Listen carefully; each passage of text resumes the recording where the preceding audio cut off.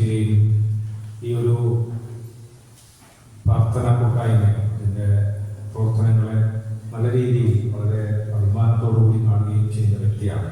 കാരണം ഇത് മുമ്പ് പറഞ്ഞിട്ടുള്ളതുപോലെ ഏതെങ്കിലും മെത്രാന്മാരുടെയോ അച്ഛന്മാരുടെയോ ഒക്കെ കീഴിൽ ചെയ്യുന്ന ഒരു സംവിധാനമാണ്. നിങ്ങൾ അൽമായര് ഒരുമിച്ച് ചേർന്ന് ദൈവത്തെ സ്തുതിക്കാനും പ്രാർത്ഥിക്കാനും കടന്നു വരും.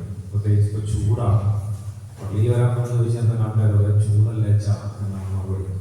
പക്ഷെ നിങ്ങൾ ഈ ചൂടൊക്കെ അവഗണിച്ച് ഭക്ഷണം കഴിച്ചിട്ടില്ലല്ലോ അല്ലേ?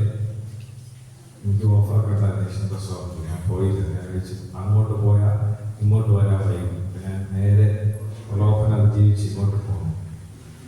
നിങ്ങൾ നന്നായിട്ട് പാടുന്നുണ്ടായിരുന്നു.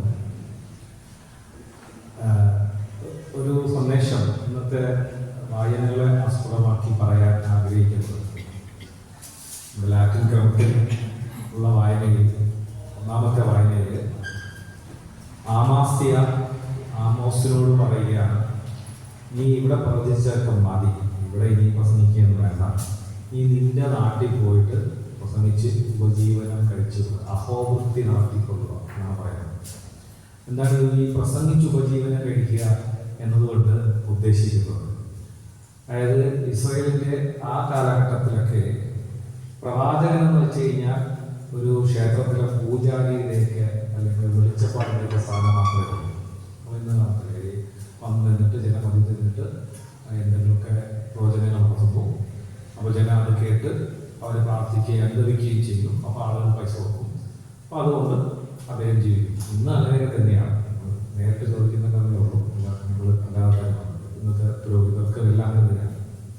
അപ്പോൾ പ്രവാചകൻ എന്നത് കേവലം ആളുകളുടെ വിഷയങ്ങൾ മനസ്സിലാക്കി ദൈവമധ്യം നിന്നുകൊണ്ട് പ്രാർത്ഥിക്കുക, കൊള്ളുക, അങ്ങനെയൊക്കെയുള്ള ഒരു കാഴ്ചപ്പാട് മാത്രമേ അന്നും ഉണ്ടായിരുന്നു. പ്രവചനങ്ങൾക്ക് അത്രേ വിലയുണ്ടായിരുന്നു. അപ്പോൾ ആഹാസ്യം നിൽക്കുന്നിടത്ത് ആമോസ് വന്നു കഴിഞ്ഞാൽ രണ്ടുപേരായി. അപ്പോൾ രണ്ടുപേർക്ക് കൂടെ ജീവിക്കാനുള്ളത് ആളുകൾ കുടുംബത്തിലല്ലോ. അതുകൊണ്ടാണ് ആഹാസ്യം പറഞ്ഞത്, നീ ഇവിടെ ഓടിക്കൊള്ളുക, വേറെ എവിടെയെങ്കിലും പോയി പ്രവചിച്ച് ഉപജീവനം കഴിക്കുക എന്നാണ് പറയുന്നത്.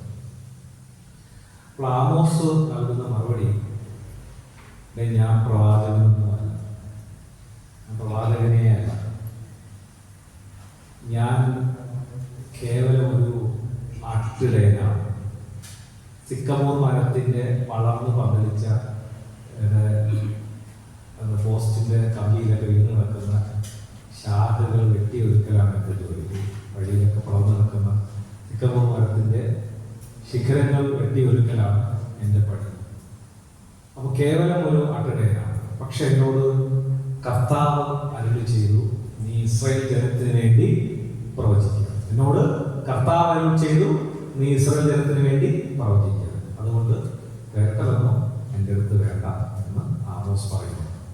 നിങ്ങൾ എന്നോട് ചോദിക്കുകയാണെങ്കിൽ ഈ ബൈബിളിൽ ഏത് ഭാഗം വായിച്ചാലാണ് നല്ല ഇൻസ്പിറേഷൻ കിട്ടുക, നല്ല നീതിബോധത്തിൻ്റെയും സന്മാർഗത്തിൻ്റെയും ഒക്കെ ജസ്റ്റിസിൻ്റെയൊക്കെ ഒരു ഭാഗം എന്ന് വെച്ചാൽ ഞാൻ പറയും ആമോസിൻ്റെ പുസ്തകം 2 നമ്മൾ വായിച്ചു കഴിഞ്ഞാൽ നിങ്ങൾ അറിയാതെ ഒരുപാട് കാര്യങ്ങളായി മാറിപ്പോകും. അത്രമാത്രം നിശ്ചിതമായി തെറ്റുകളെ വിമർശിക്കുകയും ഇവൻ പൗരോഹിത്യത്തിൻ്റെയൊക്കെ ആഡംബരങ്ങളെയൊക്കെ വിമർശിക്കുകയും ചെയ്യുകയാണ് ആമോസ് ചെയ്തത്. അദ്ദേഹം സത്യത്തിന് നീതിക്കും വേണ്ടി മാത്രം സംസാരിച്ച ഒരു പ്രവാചകനാണ്. അപ്പോൾ ഈ കൂട്ടായ്മയെ കുറിച്ച് പറയുമ്പോൾ നിങ്ങൾ ജോലിയുള്ളവരാണ്, പൈസയുള്ളവരാണ്, ആരെങ്കിലും അഹോവൃത്തി കഴിക്കാൻ വേണ്ടിയിട്ട് ഇവിടെ വന്ന് ക്ലമന്റേട്ടനൊക്കെ ഇവിടെ വന്ന് പ്രസംഗിക്കുമ്പോൾ കുറച്ച് പൈസ കിട്ടും എന്നൊന്നും ഞാൻ വിചാരിക്കുന്നില്ല. അഹോവൃത്തിക്ക് വേണ്ടി, ജീവിതവൃത്തിക്ക് വേണ്ടിയിട്ടാണ് നിങ്ങളുടെ പാട്ട് പാടുന്നത് എന്ന് ഞാൻ വിശ്വസിക്കുന്നില്ല. നിങ്ങളെല്ലാം നല്ല പാട്ടുകാരാണ്, എനിക്ക് പൈസയൊന്നും കിട്ടുന്നതാണ്.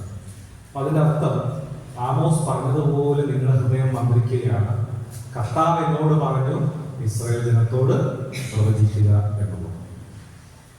നമ്മൾ മടങ്ങി സുവിശേഷത്തിലോട്ട് കടന്നു വരുമ്പോൾ യേശു ശിഷ്യന്മാരോട് പറയുന്നത്, ശിഷ്യന്മാരെ അയക്കുകയാണ് പ്രവചിക്കാൻ വേണ്ടി. പക്ഷെ ശിഷ്യന്മാരോട് പറയുന്നത്, നിങ്ങൾ യാത്രയ്ക്ക് സഞ്ചി കരുതണ്ട, നിങ്ങൾ രണ്ടുടുപ്പെടുക്കണ്ട, ചെരുപ്പ് വേണ്ട. എന്തുകൊണ്ടാണ് യേശു ഈ ഭാരങ്ങൾ വേണ്ടെന്ന് വയ്ക്കുന്നത്?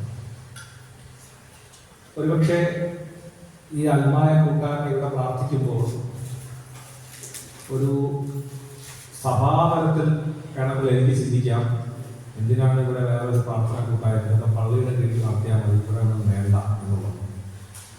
അപ്പൊ യേശു നൽകുന്ന മറുപടി എന്തുകൊണ്ട് അൽമായ കൂട്ടായ്മ ഉണ്ടാകണമെന്ന് പറയുന്നത്. യേശു നൽകുന്നത് കേന്ദ്രീകൃതമായ ഒന്നും തന്നെ കൂട്ടിവെക്കേണ്ട കാര്യമില്ല. നമ്മുടെ ആരാധനയ്ക്ക് വലിയ പള്ളികൾ കെട്ടണമെന്നോ വലിയ കോളേജുകൾ, സ്ഥാപനങ്ങൾ, പണം സമ്പാദിച്ച് കേന്ദ്രീകൃതമാക്കി കൊണ്ടുപോകണമെന്നോ യേശു ആഗ്രഹിക്കുന്നു. യേശു പറയുന്നത്, നിങ്ങൾ ജനങ്ങളുടെ അടുക്കലേക്ക് പോകുക, അവർ നൽകുന്ന ക്ഷണിക്കുന്ന വീട്ടിൽ താമസിക്കുക. അപ്പോൾ നിങ്ങൾക്ക് കൂരയില്ലെന്നൊന്നും കഴിക്കണ്ട, ജനം നിങ്ങൾ കിടക്കും, എവിടെയാണോ ആ കൂരയിൽ കിടക്കുന്നത്. അവർ നൽകുന്നത് വാങ്ങി ഭക്ഷിക്കുക. അപ്പോൾ നിങ്ങൾക്ക് ഭക്ഷിക്കാനുള്ളത് ജനം തരും. അപ്പോൾ നമ്മളെപ്പോഴും ചിന്തിക്കുന്നത് എന്താണ്, ഈ ഒരു സമൂഹത്തിന്റെ അതായത് ക്രൈസ്തവ കൂട്ടായ്മകൾ വളരണമെങ്കിൽ എല്ലാം പള്ളി വിചാരിക്കണം അല്ലെ എന്നൊരു ചിന്ത. എല്ലാം മെത്രാൻ തീരുമാനിക്കണം, എല്ലാം വൈദികർ തീരുമാനിക്കണം. അപ്പോൾ അതാണ് സഭയെ കൂടുതൽ സ്ഥാപനവൽക്കരിക്കുന്നത്. അപ്പൊ അതല്ല നമുക്ക് വേണ്ടത്. നമുക്ക് അൽമായയുടെ കൂട്ടായ്മകൾ ഉണ്ടാകും. അത് ഇതുപോലത്തെ പ്രാർത്ഥനാ കൂട്ടായ്മ